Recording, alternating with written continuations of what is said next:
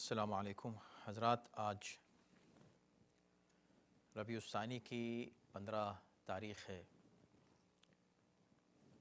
1435 اور فروری کی 15 تاریخ ہے 2014، اور آج ہم سورہ مبارکہ مائدہ کی آیت نمبر 20، 21، 22 اور 23 چار آیتوں کی تلاوت کا شرف حاصل کریں گے۔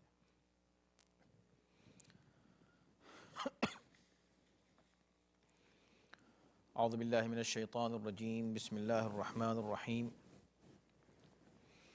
الحمد للہ رب العالمین والصلاة والسلام علی سیدنا و نبینا و مولانا ابی القاسم محمد وآلہ الطیبین الطاہرین المعصومین۔ اما بعد فقد قال اللہ فی کتابہ الکریم، بسم اللہ الرحمن الرحیم۔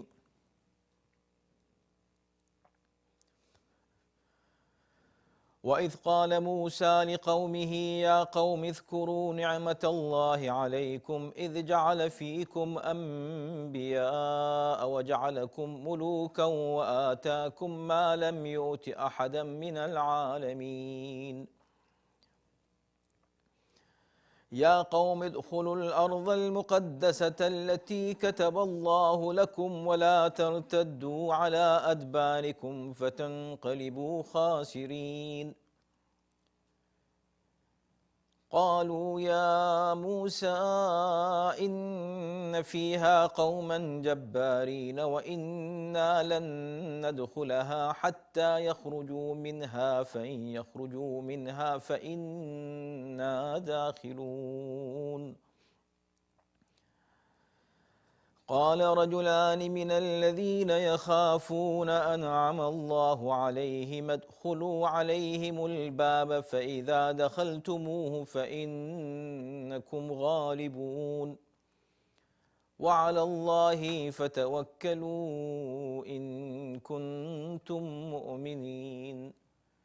صدق اللہ العلی العظیم۔ ارشاد ہو رہا ہے کہ اور یاد کرو جب موسیٰ نے اپنی قوم سے کہا کہ اے میری قوم کے لوگو، اپنے اوپر اللہ کا یہ احسان یاد کرو کہ اس نے تم میں سے پیغمبر بنائے اور تمہیں بادشاہ بنایا اور تمہیں وہ سب کچھ دیا جو عالمین میں سے کسی کو نہیں دیا تھا۔ اے میری قوم والو، اس مقدس زمین میں داخل ہو جاؤ جو اللہ نے تمہارے لیے لکھ دی ہے، اور الٹے پاؤں نہ پلٹو ورنہ خسارے میں پڑ جاؤ گے۔ وہ کہنے لگے کہ اے موسیٰ، وہاں تو بڑے زبردست لوگ رہتے ہیں اور ہم اس میں ہرگز بھی داخل نہ ہوں گے جب تک وہ لوگ وہاں سے نہ نکل جائیں۔ ہاں، اگر وہ نکل جائیں تو ہم ضرور داخل ہو جائیں گے۔ جو لوگ اللہ سے ڈرتے تھے ان میں سے دو افراد جن پر اللہ نے نعمتیں نازل کی تھیں کہنے لگے کہ تم ان کی طرف اس دروازے سے داخل ہو جاؤ، اور اگر یہاں سے داخل ہو گئے اور اگر یہاں سے داخل ہو گئے تو یقیناً غالب رہو گے، اور اللہ پر بھروسہ کرو اگر تم مومن ہو۔ گزشتہ آیات میں اہل کتاب ہی سے خطاب کیا گیا تھا، اور اب بنی اسرائیل کے حالات کی جانب ایک اشارہ کیا جا رہا ہے، جس طرح قرآن کا انداز ہے، اسلوب ہے، طریقہ ہے کہ ہدایت ہی کے لیے جو کتاب ہے اس میں کچھ مثالیں گزشتہ امتوں کی پیش کی جاتی ہیں تاکہ اس سے عبرت اور درس حاصل کیا جا سکے۔ گزشتہ آیت نمبر 19 میں اہل کتاب کو خطاب کر کے کہا گیا تھا کہ اے اہل کتاب، تمہارے پاس ہمارا رسول آ گیا ہے، اور اس سے پہلے کی بھی آیات میں مسلسل یہی کہا گیا۔ لیکن گزشتہ درس میں آیت نمبر 19 پر گفتگو نہیں ہو سکی تھی، تو ہم تھوڑا سا اس پر بات کریں گے اور اس کے بعد آج کی آیات پر گفتگو ہوگی۔ تو گزشتہ آیت جس میں کہا گیا تھا کہ اے اہل کتاب قد جاءکم رسولنا یبین لکم، اے اہل کتاب تمہارے پاس ہمارا رسول آیا ہے جو تمہارے لیے ہر بات کھل کر صاف صاف بیان کرتا ہے۔ اس سے پہلے کی آیت آپ کو یاد ہوگی، اس میں بھی یہی بات کہی گئی تھی کہ ہمارا نبی وہ باتیں بیان کرتا ہے جو تم چھپاتے ہو، اور اس کے بعد قرآن اور نور کا ذکر کیا گیا تھا، نور اور کتاب کا ذکر تھا کہ اللہ کس انداز سے اس کے ذریعے سے ہدایت فرماتا ہے۔ اس کے بعد ابھی بات کہی جا رہی ہے کہ اے اہل کتاب ہمارا نبی ہر بات کو واضح طریقے سے بیان کرتا ہے، علی فترۃ من الرسل۔ اب یہاں پر ایک لفظ استعمال ہوا ہے جو ایک اصطلاح ہے اور قرآنی اصطلاح ہے، ظاہر ہے، علی فترۃ من الرسل۔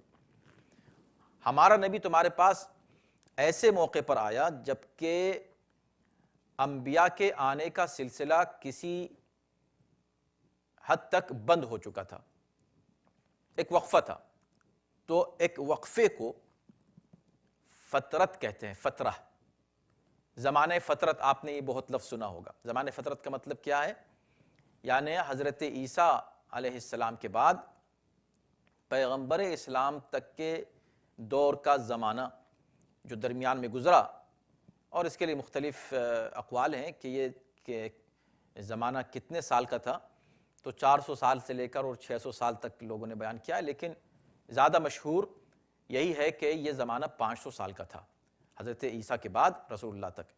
یہ جو زمانہ تھا اس میں اللہ نے کوئی رسول کھلم کھلا نہیں بھیجا۔ یہ جو ہم کہہ رہے ہیں کھلم کھلا نہیں بھیجا، اس کا مطلب کیا ہے؟ اس لیے کہ اللہ کی حجت سے زمین کبھی خالی نہیں ہوتی، یعنی کوئی ایسا دور نہیں آیا ہے جبکہ زمین پر انسان ہو اور اللہ کی حجت نہ ہو۔ اور سب سے بڑی دلیل خود جناب آدم کا حجت الہی قرار پانا ہے کہ اللہ نے جناب آدم کو، جو پہلے انسان تھے، ان کو نبی بنا کر بھیجا۔ ابھی پہلے انسان ہیں، نبی کس کے لیے ہیں؟ کون ہے ہدایت پانے والا؟ کون ہے ریسیو کرنے والا؟ اس پیغام کو جو اللہ جناب آدم کے ذریعے بھیجنا چاہتا ہے نبی بنا کر، کوئی بھی نہ ہو۔ یہ صرف اس لیے ہے کہ تاکہ پہلے نبی ہو، بعد میں ہدایت پانے والے آئیں، تاکہ کوئی یہ نہ کہہ دے کہ ہمارے پاس نبی نہیں تھا۔ اور یہی بات اس آیت میں بعد میں کہی جا رہی ہے۔ تو جب یہ بات کہی جا رہی ہے کہ تاکہ تم یہ نہ کہہ دو کہ ہمارے پاس کوئی نبی نہیں آیا، ہمارے پاس کوئی ڈرانے والا نہیں آیا، اس کا مطلب یہ ہے کہ کوئی زمانہ ایسا نہیں گزرا کہ جس میں کوئی نبی یا اللہ کی کوئی حجت زمین پر نہ ہو۔ پھر یہ فترت کا زمانہ کیا مطلب؟ فترت کا مطلب یہ ہے کہ کئی ایسے موقع آئے ہیں تاریخ میں اور ہسٹری میں جب نبی اور رسول یا اللہ کی حجت موجود ہے لیکن کھلم کھلا تبلیغ کرنے کا موقع اس کو فراہم نہیں ہے، لیکن موجود ہے۔ اسی لیے امیر المومنین حضرت علی بن ابی طالب علیہ السلام سے ارشاد ہے، آپ سے مروی ہے، آپ فرماتے ہیں کہ لا تخلو الارض من قائم للہ بحجہ اما ظاہر مشہور او خائف مغمور۔ یہ بہت ہی معروف آپ کا ارشاد ہے کہ اللہ کی زمین کبھی بھی حجت سے خالی، اس کی حجت سے خالی نہیں رہتی، چاہے وہ حجت الہی اس زمین پر ظاہر ہو اور مشہور ہو، یا وہ اس زمین پر خائف ہو، پردے میں ہو۔ تو دونوں صورتوں میں زمین پر حجت الہی کا ہونا ضروری ہے۔ تو حجتیں تھیں، اور یہی وجہ ہے کہ روایات میں ملتا ہے کہ جناب عیسیٰ کے بعد رسول اللہ سے پہلے انبیاء بھی رہے ہیں اور اوصیاء بھی رہے ہیں۔ خود جناب ابو طالب علیہ السلام کے لیے ہے کہ وہ اوصیاء میں تھے، اور بھی نام ہیں موجود کہ جناب عیسیٰ کے بعد رسول اللہ سے پہلے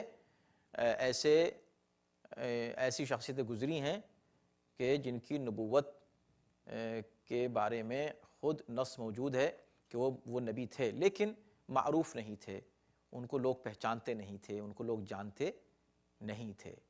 خود پیغمبر اسلام جب آپ نے اپنی نبوت کا اعلان فرمایا تو آپ نبی تھے، اور یہی اس آیت کی تفسیر ہے کہ جس میں اللہ فرماتا ہے کہ أَلَمْ يَجِدْكَ يَتِيمًا فَآوَىٰ وَوَجَدَكَ ضَالًّا فَهَدَىٰ، ہم نے تم کو اس کا ترجمہ لوگ کرتے ہیں کہ ہم نے استغفر اللہ تم کو گمراہ پایا تو تمہارے ہدایت کی، بالکل نادانی کی بات ہے، یہ بالکل صحیح نہیں ہے۔ وَوَجَدَكَ ضَالًّا یعنی ہم نے تم کو گمشدہ پایا، یعنی لوگ تم کو جانتے نہیں تھے، تم نبی تھے، اتنی بڑی شخصیت، خاتم النبیین، 40 سال اس انداز سے زندگی گزاری کہ لوگوں کو پتہ ہی نہیں کہ کتنی بڑی شخصیت اور کائنات کی کتنی عظیم ذات گرامی ہمارے درمیان موجود ہے، لوگ پہچانتے نہیں تھے۔ تو فہدا ہم نے لوگوں کی ہدایت تمہاری طرف کی، یہ لوگوں کی ہدایت تمہاری طرف کی کا مطلب کیا ہے؟ اس کا مطلب یہ ہوا کہ موجود ہے حجت الہی مگر مشہور نہیں ہے، لوگ اس کو پہچانتے نہیں ہیں، اللہ پھر انتظام فرماتا ہے کہ لوگ اس کو پہچاننے لگیں۔ تو اب اللہ یہ فرما رہا ہے کہ اہل کتاب تمہارے پاس ہمارا نبی آیا ہے، اور یہ وہ نبی ہے کہ جو علی فترت من الرسل زمانہ فترت میں آیا ہے، جبکہ رسول کھلم کھلا ظاہر اور آشکار طور پر تبلیغ نہیں کر پا رہے تھے، جو بھی انبیاء تھے یا اوصیاء تھے، تو کوئی رسول نہیں آیا تھا حضرت عیسیٰ کے بعد، اس لیے ہم نے اب ایک نبی بھیجا ہے، ایک رسول بھیجا ہے۔ ان تقولوا ما جاءنا بشیر ولا نذیر، ایسا نہ ہو، دیکھیے پھر وہی بات کی تائید ہے جو بھی ہم کہہ رہے تھے کہ زمین حجت الہی سے خالی نہیں ہوتی، اور دیگر بہت سی آیات ہیں، ہم ان آیات کی جانب اس وقت نہیں جانا چاہتے تاکہ موضوع سے ہم خارج نہ ہو جائیں، جس میں اللہ فرماتا ہے کہ وما كنا معذبین حتی نبعث رسولا، ہم کبھی بھی کسی کو سزا نہیں دے سکتے، نہیں دیں گے جب تک پہلے رسول نہ بھیج دیں۔ عدل الہی ہے بھئی، کسی قوم میں نبی آیا ہی نہیں، اللہ کا پیغام پہنچا ہی نہیں، اللہ کیوں سزا دے رہا ہے ان کو؟ تو سزا جبھی دے گا ما کننا معذبین، ہم کبھی عذاب نہیں کرنے والے ہیں جب تک اس سے پہلے حجت قائم کرنے کے لیے ہم اپنے نبی کو رسول کو نہ بھیج دیں۔ اسی کا نام حجت ہے، حجت یعنی دلیل۔ تو اللہ کے پاس دلیل ہے ان کو سزا دینے کی۔ کیا دلیل ہے؟ کہ بھی ہم نے تم کو یہ پیغام بھیجا تھا، اس نبی کے ذریعے بھیجا تھا، اس رسول کے ذریعے بھیجا تھا، تم نے اس کو قبول نہیں کیا۔ اور دوسری دلیل یہی ہے، اسی آیت کا یہ ٹکڑا کہ ہم اس لیے تمہارے پاس یہ رسول بھیج رہے ہیں ایک فترت کے بعد، ایک عرصے کے بعد، ایک وقفے کے بعد، کہ تاکہ تم یہ نہ کہہ دو کہ ما جاءنا بشیر ولا نذیر، ہمارے پاس نہ کوئی بشارت دینے والا آیا، خوشخبری سنانے والا، اور نہ ہی ہمیں عذاب الہی سے ڈرانے والا آیا۔ واللہ علی کل شیء قدیر، اللہ ہر شے پر قدرت رکھتا ہے۔ اس میں ایک اشارہ اس مینٹلٹی کی طرف بھی ہے کہ لوگ اگر جب نبی یا رسول یا حجت الہی آ جاتی ہے، اللہ نے بھیج دیا، بھیجا، سامنے ہے، موجود ہے، پیغام الہی سنا رہا ہے، دے رہا ہے، علامتیں موجود ہیں، معجزے دکھا رہا ہے، سب کچھ ہے، تو مان نہیں رہے۔ اور جب وہ نہیں ہے موجود سامنے تو کہہ رہے ہیں ہے کہاں، کیوں نہیں آتا سامنے، اللہ نے کیوں نہیں بھیجا، اللہ نے کیوں نہیں۔ تو پروردگار عالم نے دونوں صورتوں کی طرف یہاں اشارہ کر دیا کہ ایسے بھی لوگ ہیں کہ جب نبی آتا ہے تو کہتے ہیں کہ ہم تو نہیں مانتے، اور جب نہیں آتا تو کہتے ہیں کہ ہمارے پاس تو نبی نہیں آیا۔ تو اللہ نے کہا ہم نے اس انداز سے کھلم کھلا بیان کرنے والا، یبین لکم، ایسا رسول بھیجا ہے کہ جو چھپ کر نہیں بلکہ کھل کر حقائق کو تمہارے سامنے بیان کرتا ہے، تاکہ تم یہ نہ کہہ دو نبی تو تھا مگر ہم نے پہچانا نہیں تھا، ہم سمجھ نہیں پائے تھے، یہ رسول تو تھا لیکن ہم کو پتہ نہیں چلا، یہ ہے۔ اور تم یہ بھی نہ کہہ دو کہ ہمارے پاس تو رسول آیا ہی نہیں، نبی آیا ہی نہیں۔ اب اس کے بعد کی آیت ہے پھر وہی، چونکہ اہل کتاب سے خطاب کیا جا رہا ہے تو ان کو یاد دلایا جا رہا ہے۔ آج اہل کتاب یہ نہ کہہ دیں کہ بھئی آپ کیسے نبی ہیں، ہم کیسے آپ کی بات مان لیں، ہم تو بس موسیٰ کی بات مانتے ہیں۔ موسیٰ کی بات مانتے ہو؟ یہ چیز دیکھیں، میں پھر عرض کرتا ہوں بار بار کہ قرآن جب ہم پڑھیں تو اس پر غور و فکر کریں ہر پہلو سے۔ آج بہت سے لوگ کہتے ہیں کہ اگر امام 12 ہیں اور 12ویں امام موجود ہیں اور پوشیدہ ہیں تو کہاں ہیں، کیوں نہیں آتے، بتائیں کہاں ہیں، سامنے آئیں۔ تو ہم ان کو مانیں. تو قرآن اس طرح کی مثالیں پہلے دے چکا ہے اس ٹائپ کے لوگوں کی. یہ ضد ہے. تو قرآن نے کہا کہ اہل کتاب تمہارے پاس ہمارا رسول آیا ہے. تو کہنے لگے کہ یہ رسول کہاں ہے, تو ہم کیسے اس کو مان لیں, یہ رسول ہے.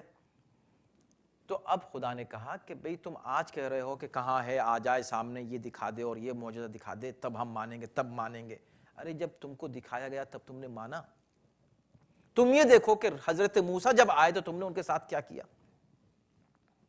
اب یاد دلایا جا رہا ہے کہ وَإِذْ قَالَ مُوسَىٰ, یاد کرو وہ وقت جب موسیٰ نے یہ کہا تھا لِقَوْمِهِ یا قوم اذْكُرُوا نِعْمَتَ اللَّهِ عَلَيْكُمْ, اے میری قوم والو اپنے اوپر اللہ کی نعمت کو یاد کرو. اللہ نے تم پر کتنے احسانات کیے ہیں, اللہ نے کتنی نعمتیں تم کو دی ہیں, ان نعمتوں کو یاد کرو. اور ظاہر سی بات ہے کہ وہ جملہ ہے جو آپ بار بار سن چکے ہیں ابھی تک, مسلسل بار بار یہ بات کہی جا رہی ہے کہ اللہ کی نعمت کو یاد کرو, اللہ کی نعمت کو یاد کرو. نعمت الہی یاد دلائی جا رہی ہے. اور سورہ مائدہ پھر ہم کہیں گے خاص طور پر چونکہ قیادت کی طرف اشارہ کیا جا رہا ہے اور یہ آخری سورہ ہے اور قیادت سے امت کو جوڑنا ہے, لہٰذا اس طرح کے مسائل بیان کیے جا رہے ہیں اور تاریخ کی اس طرح کی مثالیں پیش کی جا رہی ہیں کہ جس کو سننے کے بعد انسان عبرت حاصل کر سکے, درس حاصل کر سکے اور یہ یقین اور ایمان پیدا کر سکے کہ ہر دور میں اللہ کی حجت موجود رہتی ہے اور ہمیں اس کی اطاعت کرنی ہے, اس پر ایمان لانا ہے. تو کہا کہ دیکھو ایک زمانہ ہوا تھا جب جناب موسیٰ نے کیا کہا تھا, اذکروا نعمت اللہ, اللہ کی نعمت کو یاد کرو. جب موسیٰ نے کہا, کس سے, اپنی قوم سے کہا اللہ کی نعمت کو یاد کرو. کس نعمت کو یاد کریں؟ تو اللہ نے جگہ جگہ نعمتوں کا تذکرہ کیا اور نعمتیں بیان بھی کی کہ کس کس نعمت کی بات ہے. یہاں پر دو نعمتوں کا خاص طور پر ذکر کیا جا رہا ہے. اے میری قوم کے لوگوں اللہ کی نعمت کو یاد کرو. تو سورہ مائدہ میں نعمت آپ کو یاد ہے نا, بار بار نعمت کا ذکر اسی لیے ہو رہا ہے کہ تاکہ پتہ چلے کہ وہ کون سی نعمت ہے جو اس امت پر اللہ نے تمام کی ہے. تو اس امت کو جو اللہ نے نعمت دی, نعمت ولایت, نعمت امامت, امیر المومنین علیہ السلام کی ولایت و امامت و قیادت کی جو نعمت اس قوم کو دی تھی غدیر کے موقع پر, جس کا ذکر اسی سورہ میں آیت نمبر 3 میں ہوا, اور اکمال دین کا جس پر اعلان ہوا اور سند ملی, اور انعمت واتممت علیکم نعمتی کی سند ملی کہ میں نے اپنی نعمتیں تمام کی. اس سب کا تذکرہ ہو رہا ہے اور اسی ضمن میں یہ بات کہی جا رہی ہے کہ اب یاد کرو, ہم تو تم کو بتا رہے ہیں کہ ہم نے تم کو یہ نعمت دی ہے, تم اس نعمت کی ہو سکتا ہے قدر نہیں کرو, تو ہم تم کو بتاتے ہیں کہ اس سے پہلے بھی یہ ہو چکا ہے. موسیٰ نے کہا اے میری قوم والو اذکروا نعمت اللہ علیکم, اللہ کی نعمت کو یاد کرو. کس نعمت کو یاد کریں؟ سینکڑوں نعمتیں دی تھیں, مگر یہاں دو خاص نعمتوں کا ذکر ہے. اذ جعل فیکم انبیاء وجعلکم ملوکا, یاد کرو کہ اللہ نے تمہارے درمیان انبیاء پیدا کیے. کتنی بڑی نعمت ہے. کس قوم کو یہ نعمت حاصل ہوگی کہ اس قوم میں اتنے نبی آئے ہوں؟ یہ اللہ نے کسی قوم کو نہیں دیا. یہ خصوصیت صرف بنی اسرائیل کی ہے کہ اتنے انبیاء, یہ جو آپ 1,24,000 کی تعداد سنتے ہیں, ان کے نام کس کو معلوم ہے؟ لیکن ان میں کثیر تعداد یا شاید اکثریت ان انبیاء کی ہے جو بنی اسرائیل میں اس ایک قوم میں آئے ہیں. کتنی بڑی بات ہے. یعنی ایک قوم کو اللہ یہ شرف بخشے, اللہ اس کو یہ عظمت دے کہ اس میں اتنے انبیاء آئیں. یہ نعمت یاد دلائی جا رہی ہے. اور ان انبیاء کے ساتھ تم نے کیا کیا اس قوم نے؟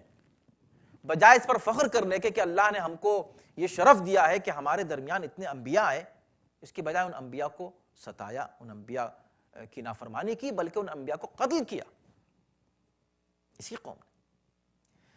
تو حضرت موسیٰ اس وقت کہہ چکے ہیں, تم آج کی بات کر رہے ہو کہ کہاں ہیں وہ, اگر 12ویں موجود ہیں تو کہاں ہیں؟ ابھی جو 12ویں سے پہلے آئے تھے تم نے ان کے ساتھ کیا کیا؟ ان کو تم نے مانا؟ تمہارے سامنے تھے. آج بھی تسلیم کرتے ہو کہ ان سے بڑا کوئی صاحب علم نہیں تھا. امام صادق سب سے بڑے صاحب علم, اپنے زمانے میں عالم ترین شخصیت کا نام امام صادق ہے, یہ پوری دنیا تسلیم کرتی ہے. تو جب وہ عالم زمانہ تھے اور پورے زمانے میں اتقا تھے، سب سے زیادہ صاحب تقوی تھے، تو پھر مان لو ان کو۔ اس وقت نہیں مانا جب تھے موجود، ان کی فضیلتیں مان رہے ہیں، ان کی امامت تسلیم نہیں کر رہے ہیں، قیادت کسی اور کے ہاتھ میں۔ اب آج کیا کہہ رہے ہیں؟ کہاں ہیں؟ اگر آ جائیں تو مان لیں گے۔ ارے بھائی جب تھے تو کیوں نہیں مانا؟ اب نہیں ہے تو کہہ رہا ہوں آ جائیں گے تو مان لیں گے۔ یہ ساری چیزیں گزشتہ امتوں میں گزر چکی ہیں، یہ کوئی دلیلیں نہیں ہیں، یہ کوئی عقل کی باتیں نہیں ہیں۔ بہت سے لوگ بڑے خوش ہو کے کہتے ہیں، آپ سنیں آج کل یوٹیوب کے اوپر بہت ہے، آپ کو ملے گا انٹرنیٹ کے اوپر بڑے دعوے لوگ کرتے، اگر امام زمانہ موجود ہے تو سامنے آئیں۔ ابھی جو سامنے آ گئے تھے 11 تو ان کے ساتھ کیا تم نے کیا؟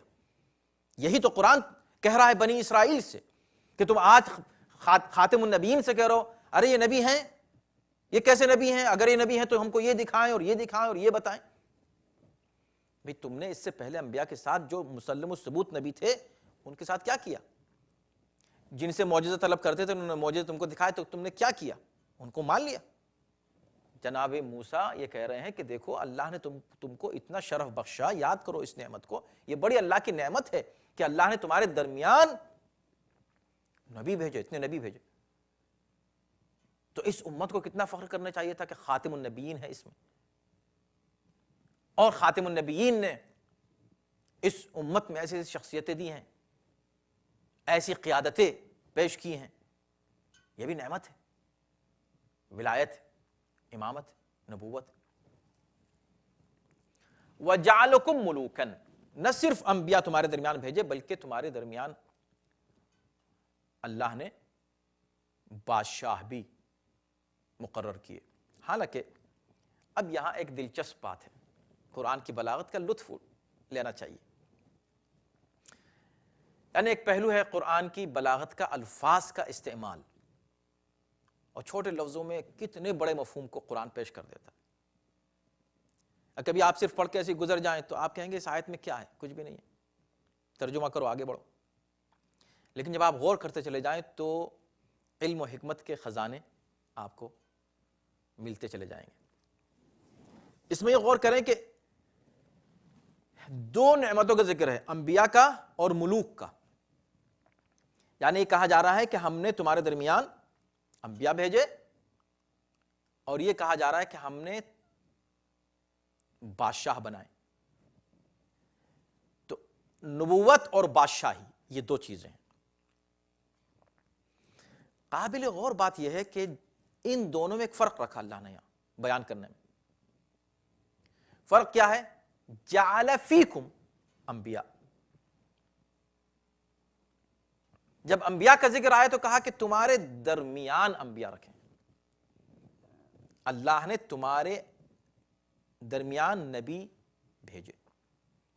مگر جب بادشاہوں کا ذکر کیا تو کیا فرمایا؟ وَجَعَلَكُمْ، یہ نہیں کہا کہ تمہارے درمیان میں نبی بنا جو ہے بادشاہ بنائے، بلکہ کہا کہ تمہیں بادشاہ بنایا۔ وَجَعَلَكُمْ مُلُوكًا، تمہیں بادشاہ بنایا۔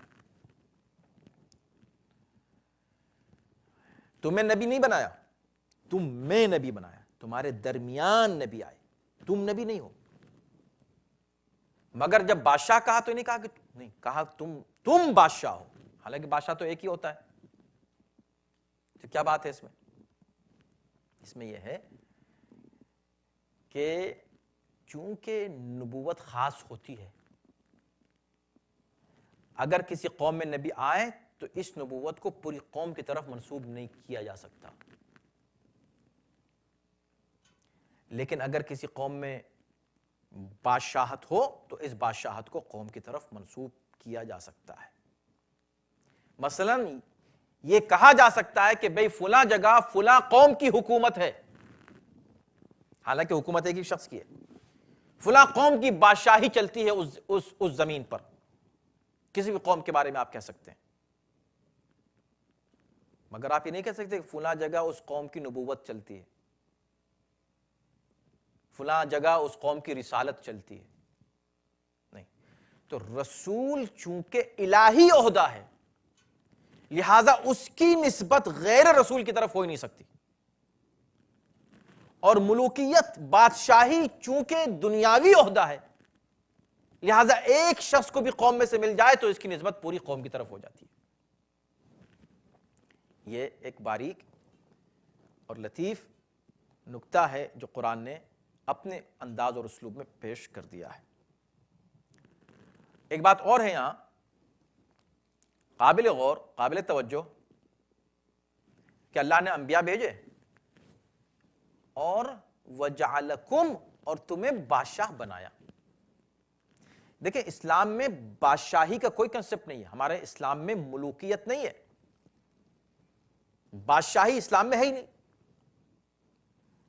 مگر یہاں قرآن کہہ رہا ہے کہ تم کو بادشاہ بنایا، تو اس میں اگر بادشاہی کوئی خاص چیز نہیں ہے تو پھر اس کو فخر کے طور پر اور بطور نعمت کیوں پیش کیا جا رہا ہے؟ اللہ اکبر۔ دیکھیں نسبت دونوں کی، نبوت الہی عہدہ ہے، بادشاہی دنیاوی عہدہ ہے، ان دونوں کی نسبت اللہ نے اپنی طرف رکھی کہ ملوکیت اگرچہ الہی عہدہ، بھئی وہ جو نبوت تو الہی عہدہ وہ تو ہے ہی اللہ کی نعمت، اس میں تو کوئی شک و شبہ ہے ہی نہیں، لیکن بادشاہی بھی اللہ کی نعمت ہو سکتی ہے صرف اس شرط کے ساتھ کہ یہ بادشاہی اللہ کی طرف سے ہو۔ اگر اس بادشاہی کا تعلق اللہ سے نہیں ہے تو پھر یہ نعمت نہیں ہو سکتی۔ فرعون بھی بادشاہ تھا، نمرود بھی بادشاہ تھا، اور بھی آج بھی اس دور میں بڑے بڑے ظالم اور جابر اور متکبر اور مفسد اور قاتل بادشاہ موجود ہیں اور تھے۔ یزید بھی بادشاہ تھا، معاویہ بھی بادشاہ تھا۔ ان کا بادشاہ ہونا قوم کے لیے نعمت نہیں، ذلت ہے۔ پھر یہاں نعمت کس بنا پر ہے اور وہ ذلت کیوں ہوا؟ نعمت اس لیے ہے کہ اس بادشاہی کا تقرر بھی اللہ کی طرف سے ہو، یعنی خدا نے اس میں یہ پیغام دیا کہ دیکھو جو دنیاوی عہدے ہیں اس میں بھی تمہیں اختیار نہیں ہے کہ تم انتخاب کرو، تم ووٹنگ سے کسی کو اپنا بادشاہ بنا لو، تم چن کر کسی کو اپنا رہبر بنا لو۔ دنیاوی رہبری کے لیے بھی ہم اس کے قائل نہیں ہیں کہ تم کسی کو بنا لو اپنا۔ اس میں بھی قابل فخر یہ قیادت جبھی ہوگی جب تقرر اللہ کی طرف سے ہوگا۔ تو بھئی اللہ کی طرف سے اگر بادشاہ معین ہو جائے تو وہ بادشاہ ہے کہ نبی ہے؟ کہ نہیں بادشاہ ہے۔ وہ کیسے ہوگا تقرر؟ تقرر اس طرح ہوگا کہ اللہ نبی بناتا ہے، نبی حاکم بناتا ہے، یہ اصول قرآنی ہے۔ اس حاکم کو صرف بادشاہ کہا جا سکتا ہے اسلامی اور قرآنی اصطلاح میں، صرف وہ ہو سکتا ہے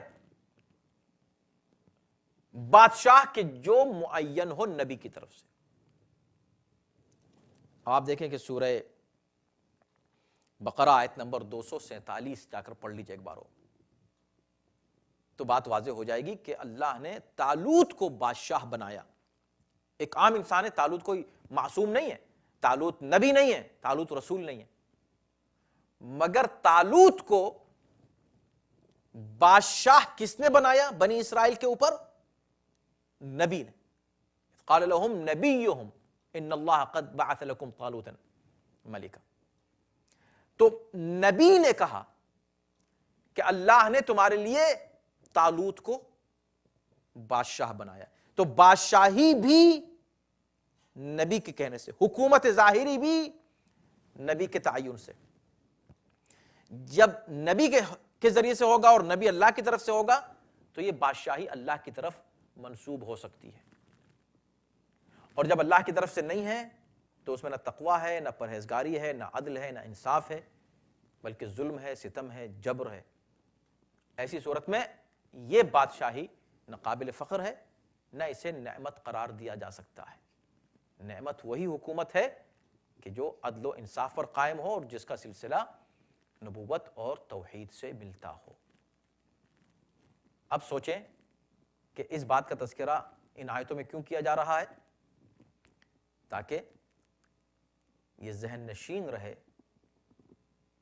کہ پیغمبر اسلام کے بعد، دیکھیں نبی بھیجے بنی اسرائیل میں، اتنے انبیاء بھیجے، مگر سارے نبی ایک طرف اور ہمارا نبی ایک طرف.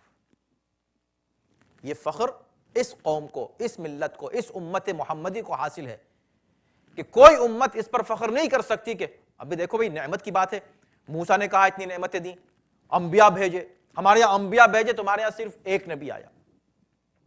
ہم کہتے ہیں بالکل صحیح ہے، ہمارے پاس ایک ہی نبی آیا، مگر یہ ایک نبی تمہارے تمام انبیاء کا سردار ہے.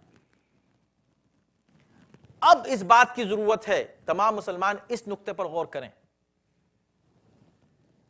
وَآتَاكُمْ اس کے بعد کا جملہ ہے وَآتَاكُمْ مَا لَمْ يُؤْتِ أَحَدًا مِنَ الْعَالَمِينَ، اور تم کو وہ دیا جو عالمین میں کسی کو نہیں دیا. کس سے کہا جا رہا ہے؟ بنی اسرائیل سے. اے بنی اسرائیل، اللہ نے تم کو وہ دیا جو عالمین میں کسی کو نہیں دیا. تو کیا بنی اسرائیل امت محمدی سے افضل ہیں؟ کیا اللہ نے بنی اسرائیل کو وہ نعمتیں دیں جو اس امت کو نہیں دیں؟ کہا نہیں.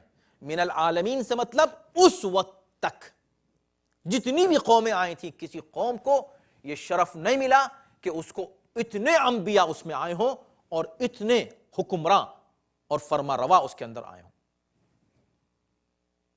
یہ ان کو اس وقت. پھر آج اس دور میں اس امت کے اوپر کہ ہاں اب اس امت میں بتاؤ کہاں ہیں انبیاء؟ ایک نبی صرف.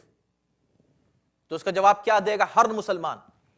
کہ بے شک ایک نبی ہے، مگر اس ایک نبی کی نبوت بنی اسرائیل کے تمام انبیاء پر نہ صرف بھاری ہے، بلکہ یہ نبی ان سب کا سردار ہے، سید ہے، آقا ہے، مولا ہے.